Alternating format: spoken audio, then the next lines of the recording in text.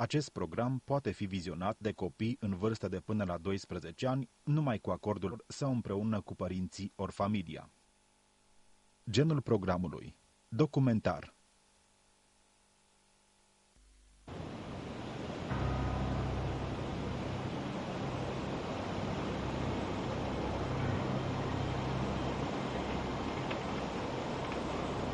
The white shark, Nastius vitivigius, is credited with being the most deadly creature in the ocean. But does it deserve this reputation?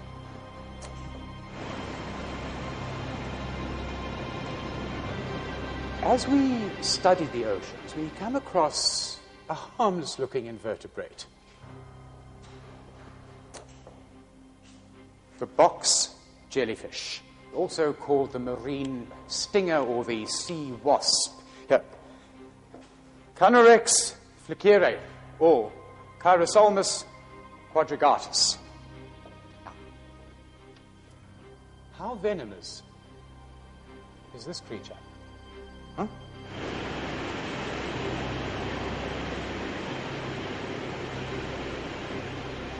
The large box jellyfish has enough poison for 60 adults and can kill a man in less than 4 minutes.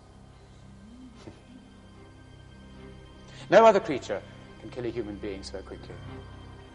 So, innocuous as it looks, the Chironex fleceri is unquestionably the most venomous and deadly creature on the planet.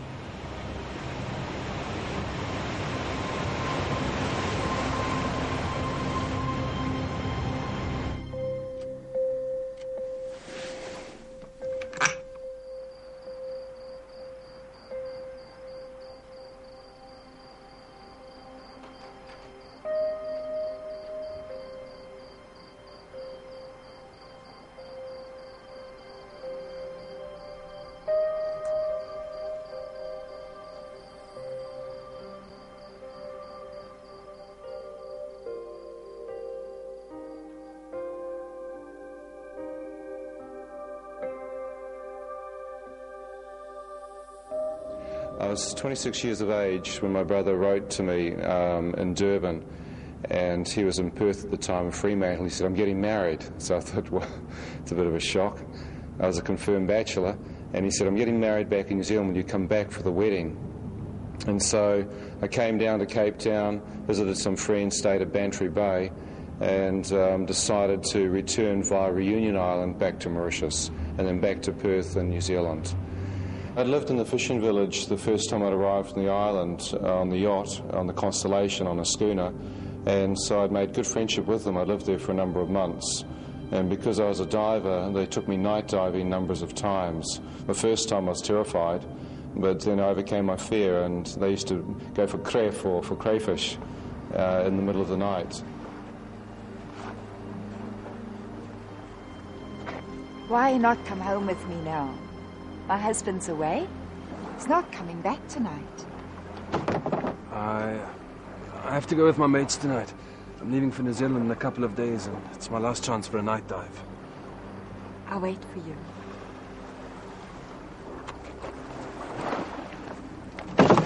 Hey, I go with you tonight. Okay, Ian?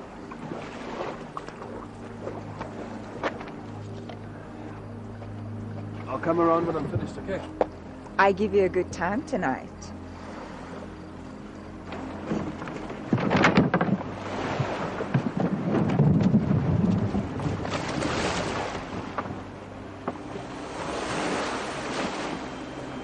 Yeah, this particular night, Simon came to me and he said, "Oh, we go down to a very special place tonight to dive, near Le Mans, a place near called Rivière Noire, Black River."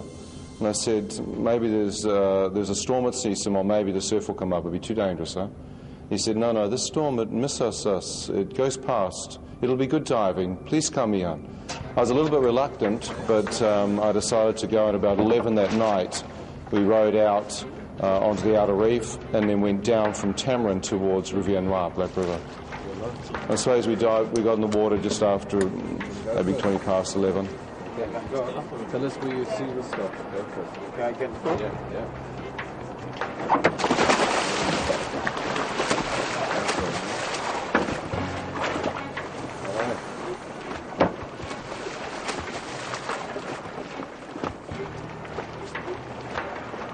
Good luck.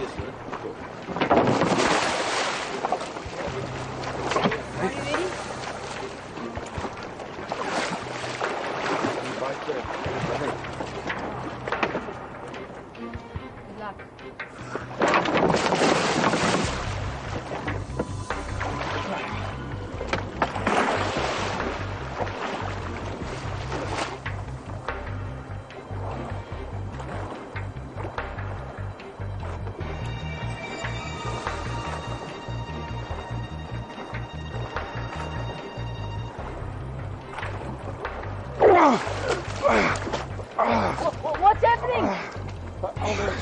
I don't know. You need help? I can handle it. Okay.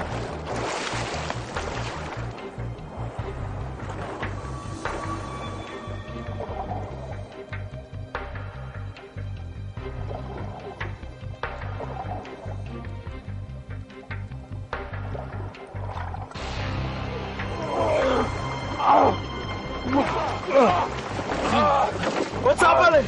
I don't know. This is almost down. Officer! What's that?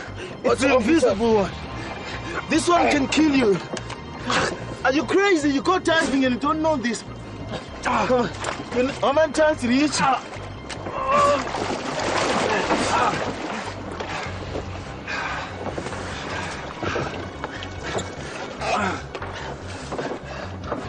How many times did he hit you? I don't know. 4 times maybe. Oh no! You have to get to hospital. I knew that I was in serious trouble. I needed antitoxin. The Creole fishermen saw my arm and told me that one of them would kill me. They said, Invizibilul, c'est fini for you. I knew these men had dived all their life, they're professional divers, that I was in serious, serious trouble. The young Creole boy carried me over his shoulder and dragged me up the beach onto the main road. As he got there, he then turned and he went, mon frère sur la plage. And I'm realizing he's saying he wants to go back for his brothers who are out on the reef. And I said, no, ambulance, gendarme. But he was too afraid that his brothers would be killed. I was left there half paralyzed. I was so weak, I sat down on the side of the road. It was really late at night, you know, there's no traffic. And I felt an overwhelming sense of tiredness come over me. I remember lying down on the road and thought I must have a sleep here. And as I began to close my eyes, I heard this clear, audible voice of a man say, if you close your eyes, son, you shall never awake again. What? Hey, mate! Why did you give my dinner to that fat customer? I need help.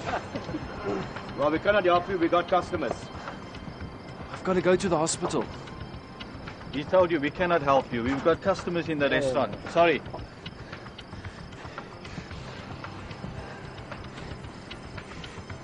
You've got to help me. I think I'm going to die. Please help me. I'll give you money. How much money will you give me? I'll take you to the hospital. But how much money will I get? I don't care. 50, $100, whatever you want. Just take me to the hospital now. Show me your money, and I'll take you. Come on, let me see it. I don't have the money on me, but I'll get the money to you. You stupid white boy. You think you could play games with us? We've met your kind before. You gotta help me. I'm gonna die. As I watched these men walk away, I heard this audible voice again of this man. And he said, son, are you willing to beg for your life? And I thought, beg for my life? Well, I can do that. I'd seen men in Africa, you know, beg. Yes, boss. Yes, boss. And I thought, yeah, I can beg. I beg you! Please! As I did that, I could see the 2 men walking away. It didn't stop them. But one of the young men stopped, this young Indian man. Without a word, he walked over and helped me to my feet and put me into his cab.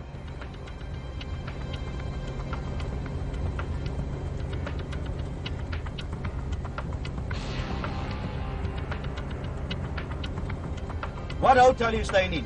I first get my money, huh? I'm staying in a bungalow in... Don't lie to me, white boy. You're a tourist. You're living in a hotel. How will I get my money? I'm not a tourist. I live with a fisherman in Tamarind Bay. You'll get your money, don't worry. Why do you lie to me? I'll never get my money.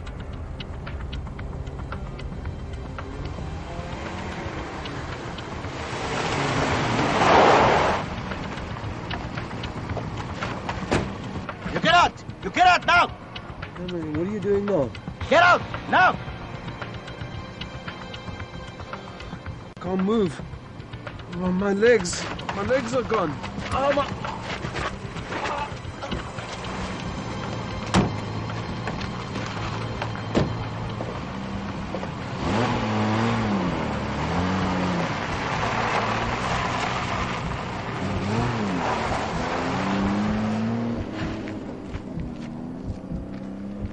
Ian! What are you doing here?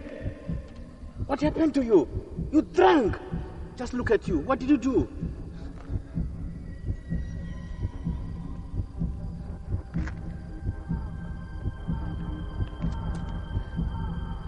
Officer!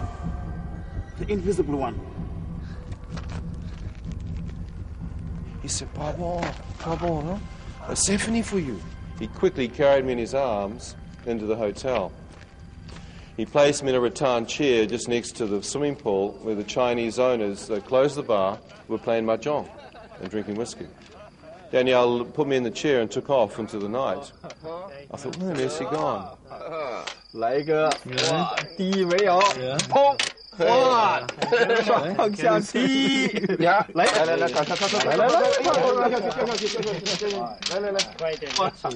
条龙，哎呀，不可思议了，对啊。Excuse me. 哇，这太早啊 Excuse me, sir. Yeah. Excuse me. Hey, what's wrong with you, huh? You've been drinking too much.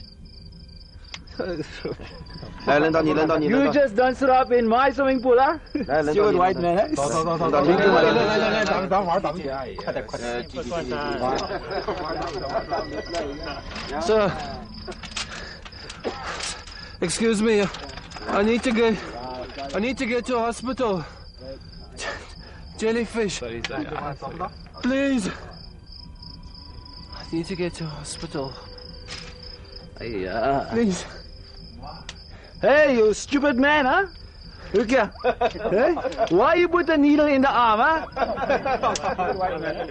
The old Chinese men, hey, they have better idea. Hey, they smoke the opium with a pipe. This is your problem, huh? You better help yourself. If you can, huh?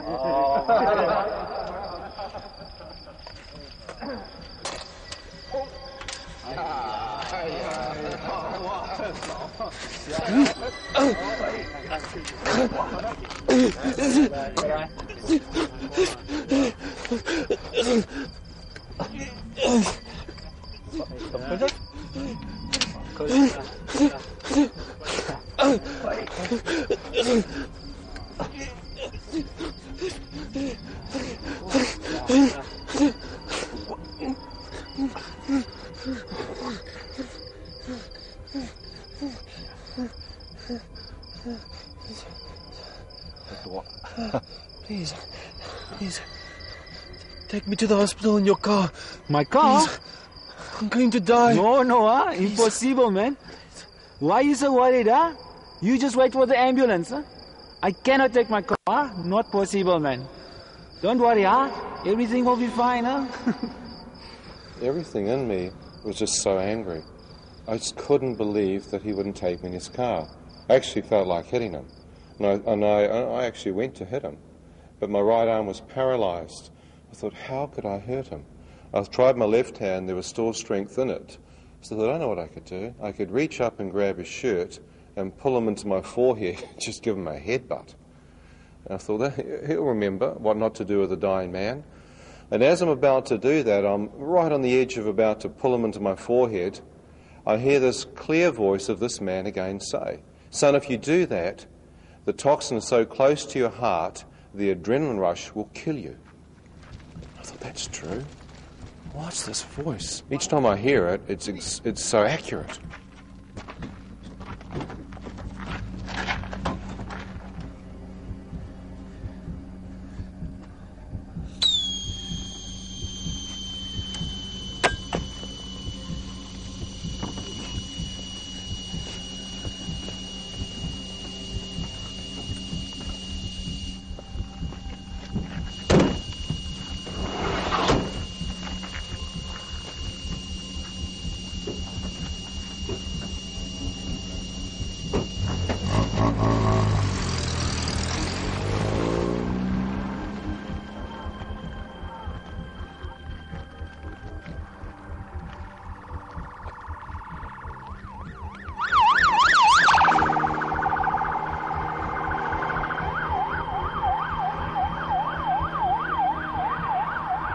As we begin to climb the ridge, the toxin in my lower trunk starts to drain my upper body.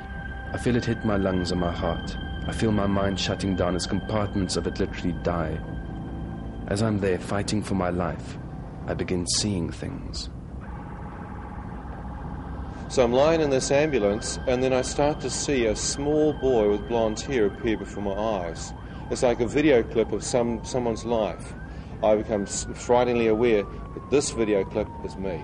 My life has been rerun before me in seconds. As I'm watching this, I thought, man, that happens before people die. I've heard about this stuff. People see their life flash before them. Am I going to die? As I lay there, I quickly checked with my own mind, my own vital signs, and sure enough, my mind told me clear enough, I was so close to death it wasn't funny. I thought, if I do die, is there life after death, or is it just nothing? Now, I was an atheist. I believed when you died, you snuffed it, there was just nothing. It was the end of life, cessation of life. As I lay there, to my amazement, up in front of my eyes appeared my mother.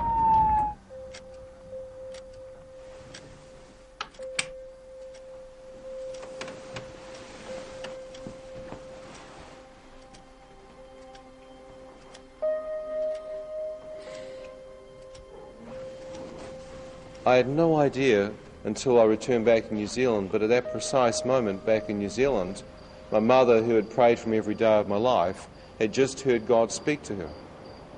He had shown her my face and said, your eldest son Ian is nearly dead. Pray for him now.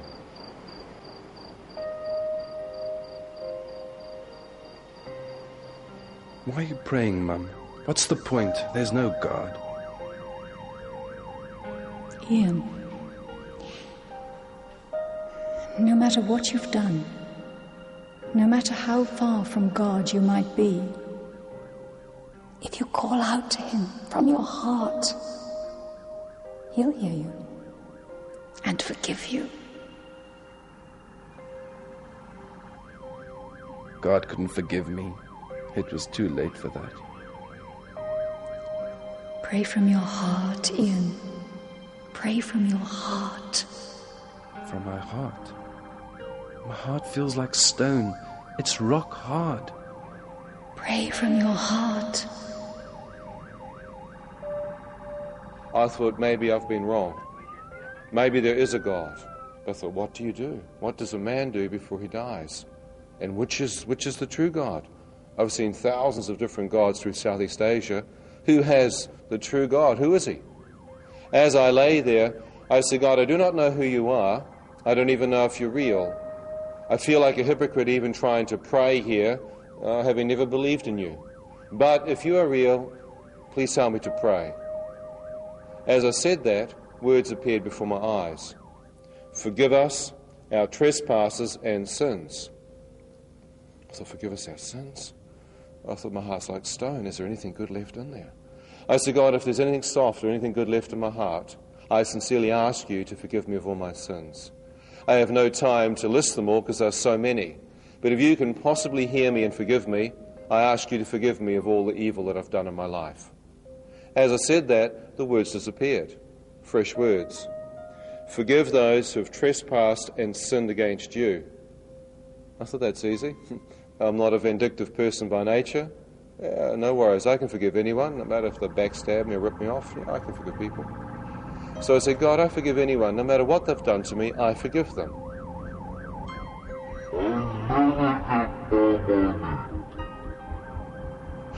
What on earth is he doing here? And this voice said, will you forgive this man for pushing you out of his taxi tonight and leaving you for dead? I thought, you must be joking. No, no plans to forgive this man. The voice said, will you forgive this man for not taking you in his car tonight and leaving you to die in the hotel? I said, no way. I said, God, I do not want to forgive them, but I'll do this. If you can forgive me the many things I've done wrong against people and against you, I will forgive these men. As I said that, to my amazement, the faces of these men just disappeared. Fresh words. Thy will be done on earth as it is in heaven. I thought, thy will. I don't know God's will. I've lived an independent, self-sufficient life. I believe religion was a crutch for people who couldn't handle reality, who just couldn't handle the pressure of life. It was something that weak people needed. And I lay there and I said, God, I don't know your will. I have never followed you, but if you can help me through this experience, I will find your will. I will try and follow you all the days of my life. Your will be done. For the first time in my life, I understood what it meant. And an amazing peace settled on me. An incredible sense that I had made peace with God as best I knew how.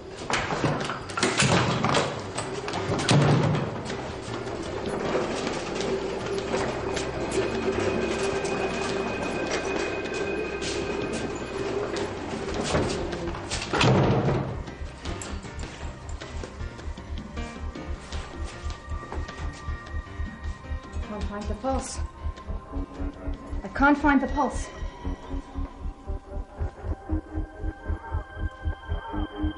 No reaction on the pupils. Doctor, I think we're losing him. Let's get the antitoxin, the dextrose, and the dehydrants.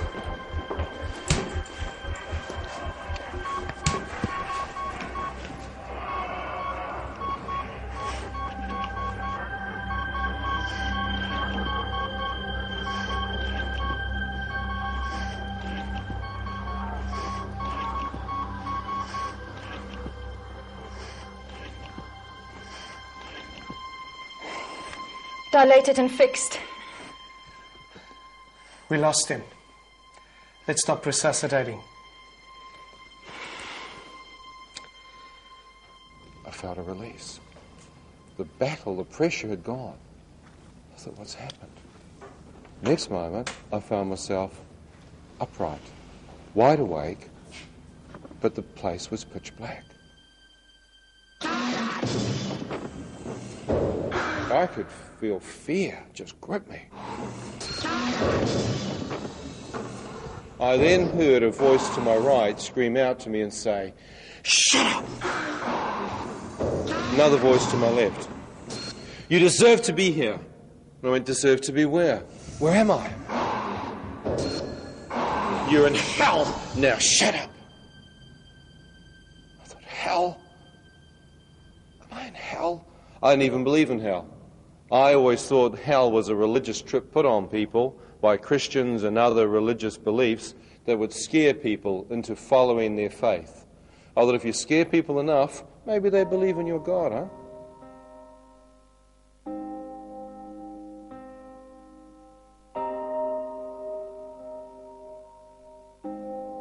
As I'm standing there, becoming quite aware this could be my final resting place, a beam of pure white light pierced through the darkness directly above me. It had the intensity of like laser light. As it touched my face, this light seemed to envelop me.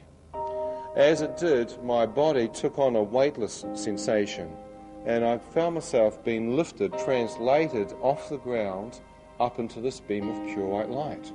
It was so bright, the center of it was like on fire. It was an amazingly bright core. From that central core, shafts of radiance came out.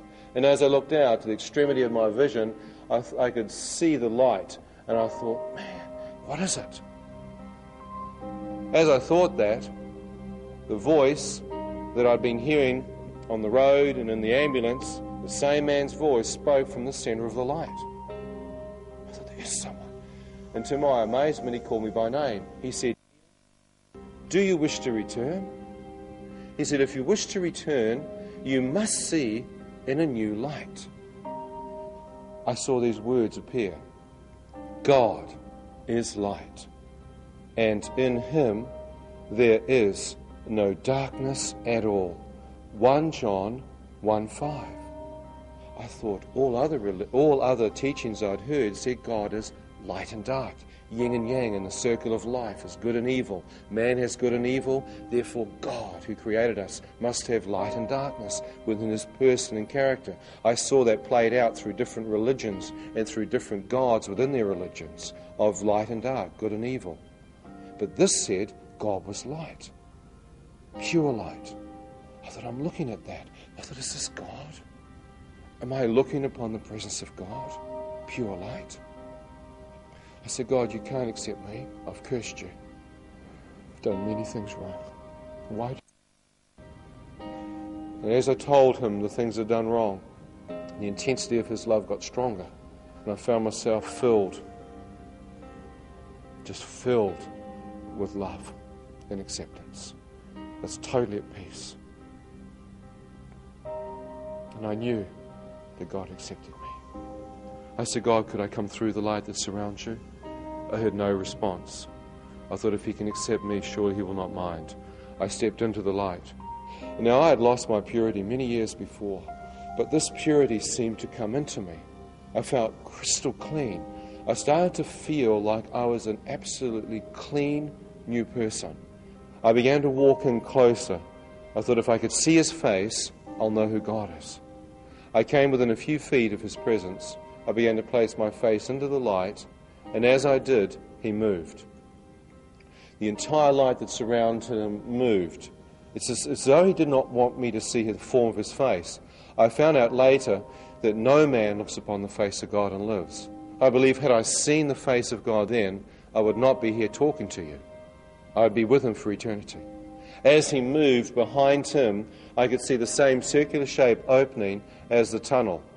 And as I saw that, I began to see a whole new planet open up before me. As I'm about to enter in, the presence of God steps in front of me as if to block the way. He asked me this question, Ian, now do you wish to go in or do you wish to return? I thought, I have nothing to return for. I wish to go in. But I looked back, and next to the tunnel was my mother. And I realized that there was a person that loved me. I said, God, I do wish to return for my mother. She has prayed for me all my life. I wish to tell her what she believes in is real. He said, if you wish to return, you must see things in a new light. I understood I must see through the light of his love, from eternity, from a place of peace and forgiveness. I said, but how do I go back down that tunnel? As I looked back again, I saw my father, my mother, thousands of other people, my brother and my sister. I said, God, who are these? He said, if you do not return, many of these will not step foot inside a church to hear my name. I said, God, I don't love them. I don't know them. He said, son, I love them. I desire them to come to know me.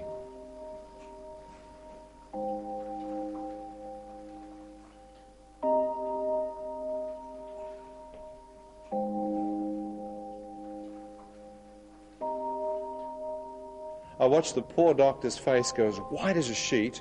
He screamed and nearly went up through the ceiling. What's happened? This man thinks I'm dead. I said, God, can I tilt my head to the left? I'm sick of looking at him. He said, son, I've just given your life back. I felt strength come back. I tilted my head to the left, and I had nurses and orderlies see me open my eye, and they jumped back in fright. From what I can ascertain from the hospital, for a period of approximately 15 minutes, they'd lost me. I was clinically dead. Life had ceased. I lay there and said, God, if I've been dead this long, I'll be a vegetable. 3 or 4 minutes, no oxygen to the brain. I'll never walk again. Can you help me? As I prayed, I said, God, please heal me, or I'd rather be dead. Take me back into your presence. As I lay there, I felt an amazing power, like electricity and warmth, go through my body, and within a few hours, I was completely healed. I discharged myself from the hospital and walked out. My Creole friends thought I was a ghost come back from the dead. They knew I should be dead. The fishermen were terrified of me. I said, God, what have I become? What's happened to me? I began to see in the supernatural realm. And he said, you are a reborn Christian. I said, what? What does that mean? You have to die or something? He said, no, son, you were dead in your spirit before I came into your life. He said, that prayer in the ambulance saved your life. You were born again of my spirit through the prayer that you prayed in the ambulance, that deathbed prayer. I said, what must I do next? He said, read a Bible. I said, I don't have one. He said, your father has one, ask him for one. And back in New Zealand, I asked my father for a Bible. And within 6 weeks, I read from Genesis to Revelations. Jesus said, I am the light of the world. Those who come to me shall no longer walk in darkness, but have the light of life. And those who call upon the name of the Lord shall be saved. If you believe and confess that Jesus Christ is Lord, and with your mouth and in your heart believe that God raised him from the dead, you shall be saved, you shall be born again. He said, that is what's happened to you, son. You are a reborn Christian. You have seen my son Jesus Christ in his resurrected, glorified form. I've been following him now for the past 18 years, since 1982. And I've had hundreds of experiences with the tangible love and presence of God.